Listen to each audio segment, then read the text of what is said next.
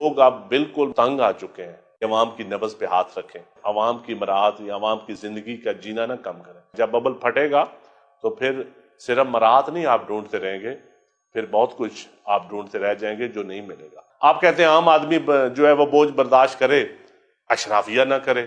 جب آپ عوام کے خلاف کوئی بات کرتے ہیں تو نہ دل مطمئن ہوتا ہے، نہ ضمیر اجازت دیتا ہے، اور نہ لوگ اجازت دیتے ہیں۔ یہ بیوروکریٹک سسٹم، یہ جوڈیشل سسٹم، یہ لوگوں کو ڈیلیور نہیں کر رہا۔ پلیز اس میں ریفارمز کریں۔ بسم اللہ الرحمن الرحیم۔ کافی دیر ہو گئی آپ سے بات نہیں ہوئی، کیونکہ آج کل بجٹ بھی آیا ہے اور پیٹرول اور ڈیزل کی قیمتیں بھی بڑھے ہیں اور بہت شور ہے مہنگائی کا بھی، اور یقیناً مہنگائی ہے بھی، لیکن دیکھنا یہ ہے کہ مہنگائی کی کیا وجوہات ہیں اور اس کو کنٹرول کیسے کیا جا سکتا ہے۔ الزامات لگانا ہر حکومت پہ، ہر سیاستدان پہ، جماعتوں پہ، تو یہ تو بڑا آسان ہے، لیکن اس کا حل دینا بڑا مشکل ہوتا ہے۔ میں سمجھتا ہوں کہ اس وقت سب سے زیادہ جو طبقہ پریشان ہے وہ غریب آدمی ہے، مزدور آدمی ہے، اور کسان پریشان ہے۔ اور کسان کے بعد جو سب سے زیادہ پریشانی ہے وہ اس سرکاری ملازم کو ہے یا اس پرائیویٹ ملازم کو ہے جس کی تنخواہ 30,000 سے 50,000 تک ہے۔ یہ بہت تھوڑے لوگ ہیں۔ حل کیا ہے؟ سب سے پہلے تو کسان کی بات ہے۔ کسان کو سبسڈی کسان کے نام پہ دی جاتی ہے۔ 37 بلین گیس کی مد میں دی جاتی ہے، 30 ہوتی ہے کبھی، 37 ارب روپیہ۔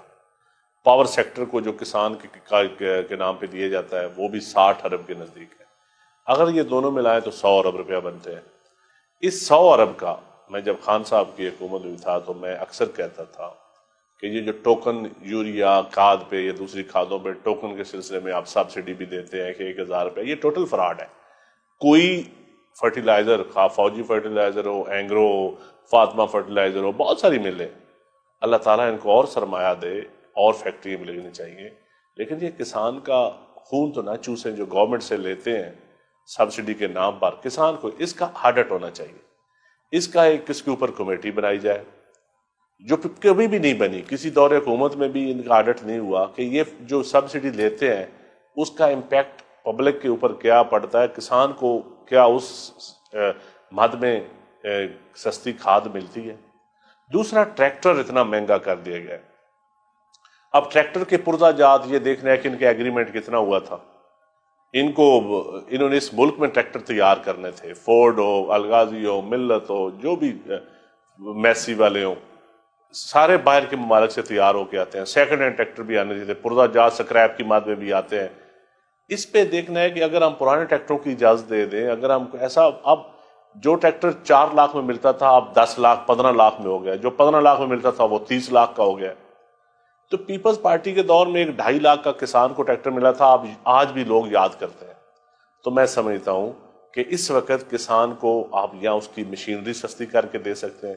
لوہا اتنا مہنگا ہو گیا، لوہے کی وجہ سے ہل بنوانی ہو، ہر چیز مہنگی ہو۔ جب کسان کی انپٹس مہنگی ہوگی تو یقیناً اس کی پھر فصلیں بھی مہنگی ہونی چاہیے۔ جب فصلیں مہنگی ہوتی ہیں تو پھر عام آدمی پہ بھی اثر پڑتا ہے۔ گندم 3,000 پہ بھی، اب ہم 2,200 روپے نہیں دینے کے لیے تیار تھے، 1,600-1,700 روپے، آج مارکیٹ میں 2,600 روپے مل رہی ہے۔ کسان کی تو بک گئی 1,600-1,700 2,000 میں، لیکن اب 2,600 روپے میں ہے۔ لیکن دیکھنا یہ ہے کہ آپ سبسڈی کس کو دے رہے ہیں۔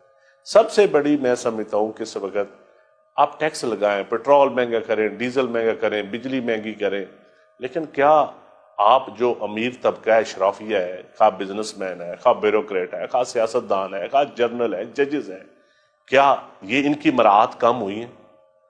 ان کے ایسٹ ڈکلیئر کیوں نہیں ہوتے؟ ان کے ایسٹ ڈکلیئر ہونے چاہیے۔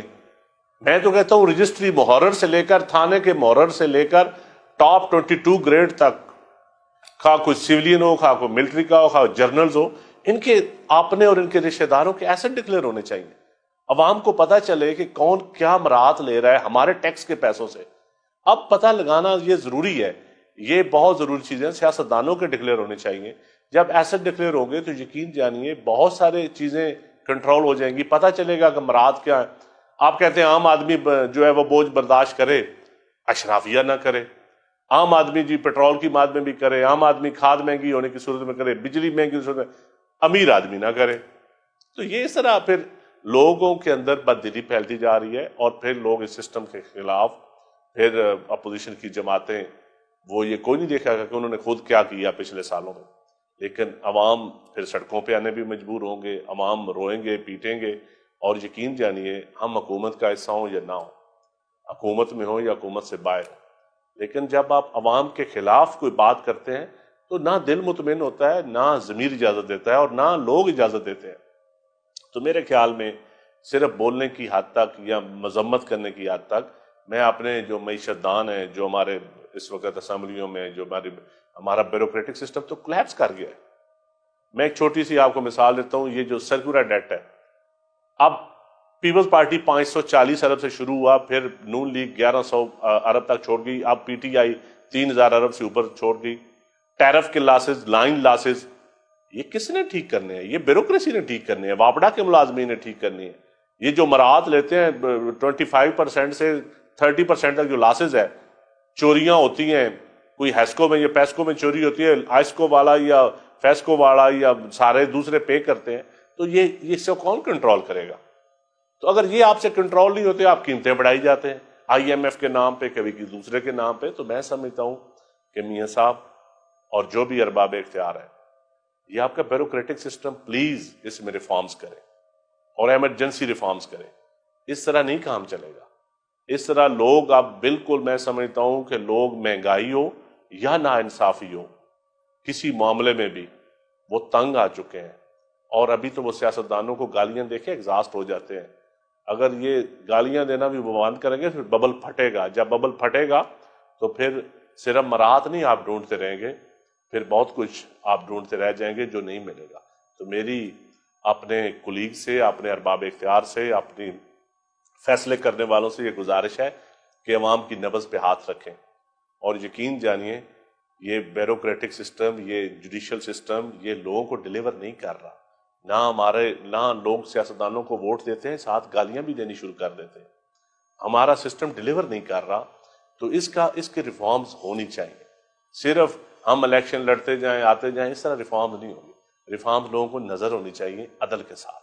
تو عدل کا تقاضا یہی ہے کہ عام آدمی پہ بوجھ تو پڑے، لیکن مراحت یافتہ طبقہ بھی، کوئی آسٹیرٹی، کوئی ڈبل پلاٹ لینے والے، کوئی زمینیں لینے والے، کوئی بڑی بڑے زمینیں الاٹ کرانے والے، بڑے بڑے گاڑیوں میں سفر کرنے والے، مرسڈیز میں، ہر چیزوں میں، بلٹ پروف گاڑیوں میں سفر کرنے والے، کچھ وہ بھی مراحت اپنی کم کریں۔